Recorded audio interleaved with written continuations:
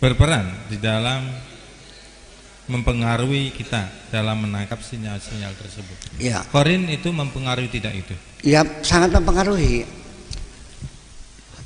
Mungkin ini mitos ya. Pernah lihat nggak anak bayi nangis, ketawa sendiri? Pernah ketawa sendiri? Tahu? Sama siapa ketawanya tuh? Ada sesuatu. Ini mitos ya. Nanti barangkali ada Pak Dokter juga tahu ya. Dengan siapa ketawanya dia itu? Karena ketawa sendiri gitu. Kemudian sejak kapan bayi itu mengenal lingkungannya? Ya kan begitu. Sejak berapa hari telinganya bisa berfungsi, mata bisa melihat, dan rasa emosinya apa yang terjadi. Anak bayi itu begitu lahir, ini maupun Pak Dokter silakan dikonfirmasikan, hanya dua, nyaman dan tidak nyaman. Kalau tidak nyaman nangis, kalau nyaman tidur. Kemudian muncul rasa takut. Setelah telinga terbuka, rasa takut. Satu, takutnya takut jatuh, dan kedua takutnya mendengar suara yang gaduh. Betul Pak Dokter? Nah, sampai nanti muncul emosi, rasa cinta dan sebagainya, itu kan dalam adolescent psychology itu kan ada kecenderungan pada jenis yang lain. Kan ketika dengan terjadinya proses fisiologi hormonal itu terjadi, baru ada kecenderungan itu. Dulu belum ada. Itu dalam prosesnya ini manusia tidak sendirian. Yang kita tanyakan ini Bapak Dokter, apakah benar jantung itu berdegup sendiri atau ada yang mendegupkan? Paru-paru itu kembang kempis sendiri apa ada yang? Ini satu pertanyaan dalam bidang kedokteran. Sejak kapan jantung bayi berdegup? Dan siapa yang mendegupkan? Dokter paling tidak mukul pantatnya, betul nggak? Suruh nangis. Kalau nggak nangis mati dia. Nah itu. Nah ini proses semacam ini memang Allah sendiri menyuruh malaikat bersujud kepada manusia ini, bukan sujud nyembah, tapi artinya merawat, menjaga, mengembangkan, membesarkan, sehingga terjadinya sel-sel tubuh yang rusak, yang bermiliar-miliar sel rusak, sekitar 18 miliar sel rusak dari tubuh kita akibat beraktivitas. Itu dalam tidur lelap terganti semuanya.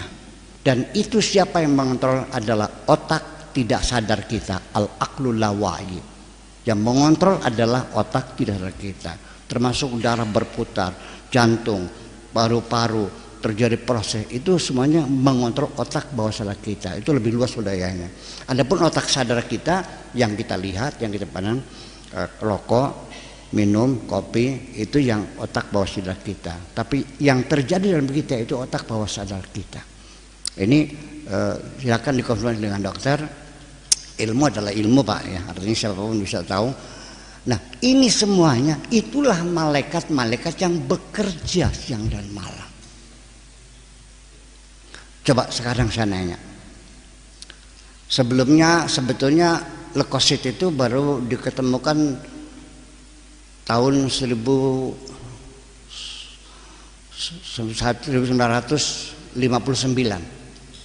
ya, oleh di salah satu perguruan tinggi swasta Yale, di Yale of University itu adanya leukosit itu. Bayangkan coba, siapa yang mengatur? Ada eosinofil, ada basofil, ada neutrofil, ada fagosit, ada ini sekian persen semuanya. Siapa yang mengatur? Nggak mungkin itu berjalan sendiri kalau tanpa ada aturan. Dan cara kerjanya seperti bernegara. Kok mereka berlaksana sendiri? Ada yang jadi BIN, badan intelijennya ada.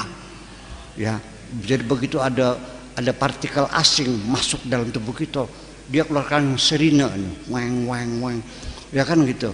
terus ada pasukan dan Densus 88 juga ada. Nah itu.